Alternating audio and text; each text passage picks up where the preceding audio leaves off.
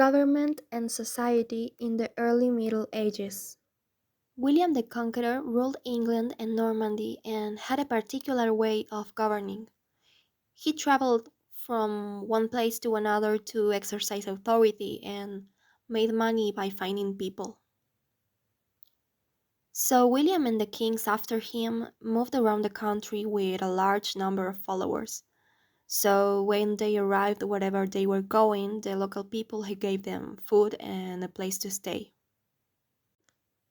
So by this time, English kings were ruling half of France, so they could no longer travel themselves. Instead, they sent nobles and knights to make them act like sheriffs.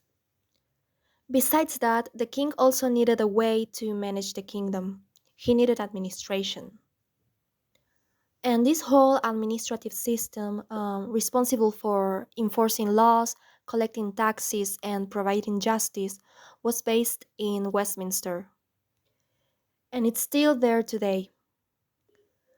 Westminster is also the place where English monarchs are crowned, making it a central location for both the practical and symbolic aspects of royal power. The king kept all of his records in Westminster, including the most important, the Domesday Book. This was the main register of England. It was made by order of King William because he needed information about the country he had just conquered, so he could have a better management of it. The administration always had the eye on noble families, so the king can claim their money. This happened every time a noble took lands of his father or when a noble's daughter was getting married. And all of this was more to have royal recognition, financial resources, and control over succession and marriage. Administration also checked towns and ports for taxes and fines. There were also important changes in taxation between 166 and 1300. At first, King Henry's money came more than anything from his land, and just a little from rights, fines, and taxes. But 150 years later, over half of Edward I's money came only from taxes. And also, it was evident that administration started to grow very quickly. And we can notice this because of the amount of paperwork that began to be used, and also the wax used for seals. Medieval England's justice system evolved over time. Before the conquest, local laws and customs prevailed. After 1066, nobles handled justice on their lands, mixing Norman and Saxon laws with some freedom. King Henry I declared all crimes a breach of the king's peace and sent traveling judges to enforce royal law everywhere. At first, these early judges lacked formal training. They were simply trusted to use common sense. Many of them were nobles or bishops who simply followed the king's rules. By the 12th, England abandoned its confusing patchwork of local laws. Kings sent out travel expert judges, unlike the powerful nobles of the past. These judges applied the same laws everywhere they went, creating a consistent system called common law. This differed from Europe's laws based on Roman and Church traditions. England built its own system based on practicality, past court cases, and local customs, gradually replacing the old local laws with this common law, bringing a more unified system of justice to the land. Back then, there were strange ways to decide guilty in unclear cases. One option was a trial by combat. The accused would fight a skilled fighter, and whoever won was considered right. Another option was an ordeal like holding a hot iron. If the accused got burned and the mark didn't heal after 3 days, they were thought to be guilty. The idea was that God would protect the innocent from injury. But by the 12th, people started questioning these methods. Did God really work that way? The Pope finally stepped in around 1215 and banned the Church from being involved in trial by ordeal, signaling the end of these bizarre practices.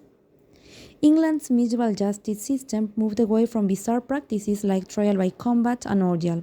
King Henry II introduced a new system, trial by jury. Initially, the accused could choose 12 neighbors to help him to prove his innocence, but over time, these juries transformed from giving evidence to judging the evidence of others. These ordinary people used common sense. Recognizing this need for legal guidance, law schools emerged in the 13th century, producing lawyers who could advise juries on the finer points of the law. This shift marked a significant step towards a more logical and evidence based justice system. In King William's time, priests weren't like they are today. Most of them couldn't read very well and were just regular people from the villages. The church wasn't a separate building, it was right next to the Lord's house and belonged to him. Priests also could even be married, and they inherited the position from their father. The church wanted more power, but local lords held the reins. These lords controlled their local churches, even choosing the priest. So the church tried to gain influence by forbidding priests to marry, unlike the common practice of the time. And this strategy worked better because by the 13th century, married priests were unusual. So, by stopping these marriages, the church broke this cycle of family inheritance and gained more control over who held these positions and started to increase their own power. At these times, life was really hard. With a growing population, there wasn't enough food for everyone. This is one reason why people send their sons and daughters to monasteries and nunneries. These religious houses were like big complexes where people trained to be monks or nuns. But the important part is that monasteries provide food, shelter, and education, things that many families struggle to give their children. So imagine having one less mouth to feed at home and that child getting a good education and a place to stay. For some families, monasteries offer a better life for their children, especially during difficult times. Also, the growth of monasteries was impressive. By the year 1066, there were 50 religious houses and 1,000 monks and nuns. But by the beginning of the 14th century, there was 900 religious houses and 70,500 members. By the 13th century, a new movement made its appearance, the Brotherhood of Friars. So they were basically a group of monks who moved around the country preaching Christianity. They were not interested in power and splendor of churches.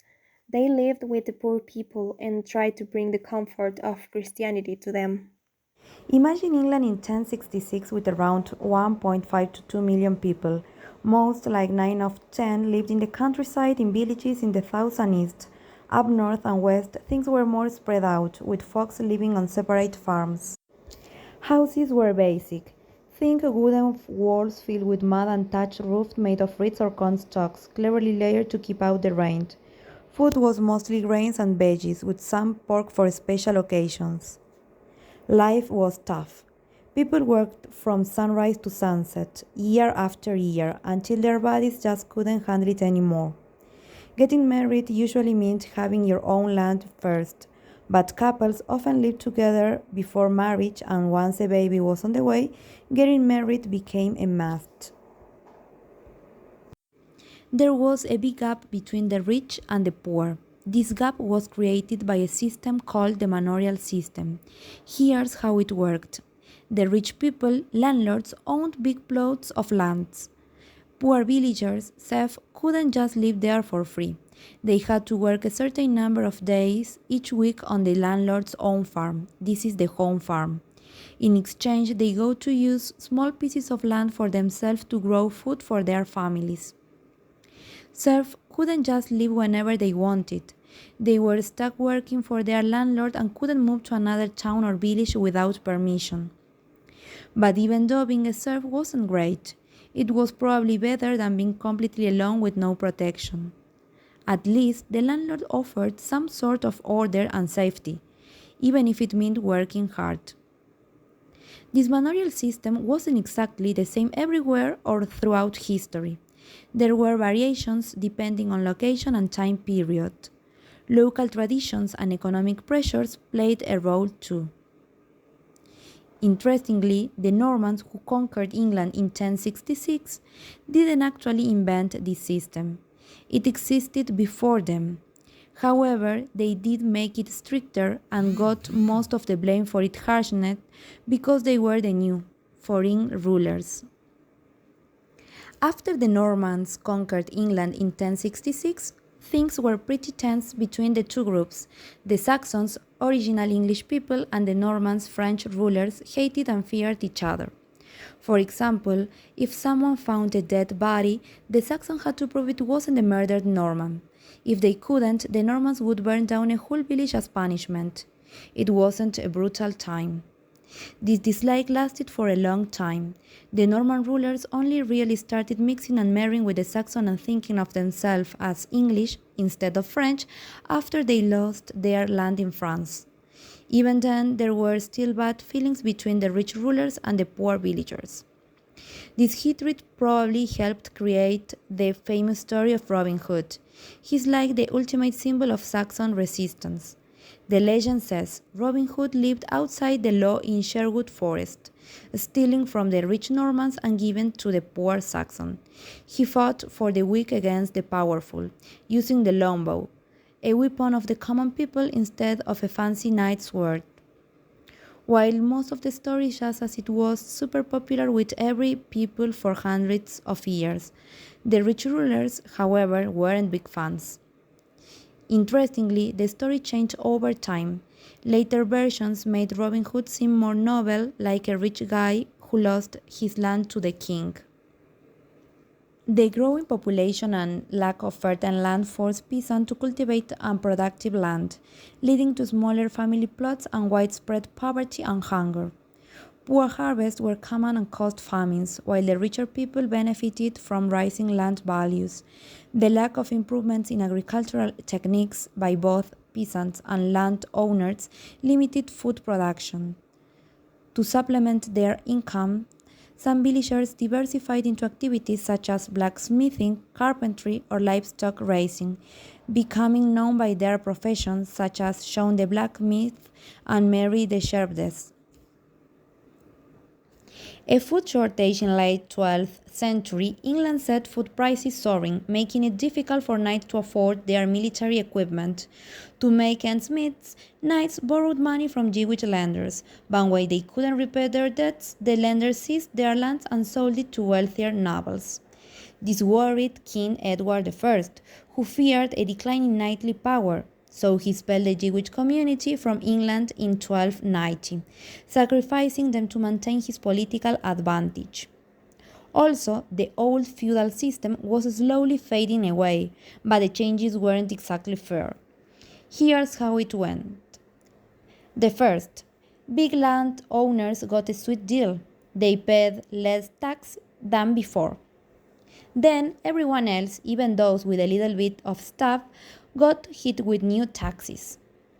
This made it hard for many people to pay rent for their land, so they lost it altogether. And the last, with no land left, some folks headed to the towns, hoping for a better life. England was an agricultural society. Even people involved in trade and industry also farmed in small lands. So we can say that this country was self sufficient in this aspect. They work on basic crops, cereals like wheat, barley, oats, and rye, vegetables and legumes like onions, leeks, and beans, and also work on cattle raising, like in pigs, cows, poultry, and the most important here, the sheep. England needed things from abroad, so they started the international trade. At first, it was with Frisians at the Low Countries, and they also have trade with Scandinavia. Grain was valued in Norway, and England imported fish and wood. But all of this was until the Norman conquest, when England decided to put the eye in the south, like in France, Low Countries, and below, because the royal family had links in Gascony at the south of France. And they have this important trade exchange that was wine for clothes and cereal. The biggest source of income in England was the wool. William sent people from Normandy to settle in England to produce woolen cloth, but the main sport here was the raw wool. Because of its high quality, they sold it at very high prices. Most of the wool industry was in monasteries. And all this wool trade show us how town and countryside worked together. Traders bought wool in villages, then took it to town to be prepared for sport or for local trade. Kings realized that towns could become effective centers of royal authority, so they gave them charters of freedom. These were uh, sold in a very high price, but it was worth it because these charters allowed towns to raise their own taxes, have their own courts, and freedom from local lords, and all of this in exchange for paying an annual tax to the king.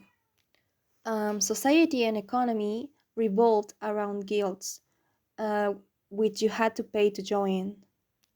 These guilds controlled the towns, and they were basically groups of merchants or skilled workers, including all traders in all towns. The right to form a guild comes in the Charters of Freedom, and the guild members even got to pick the town leader. Joining these guilds became harder over time because it was requiring family connections and payment for training to keep a good trade.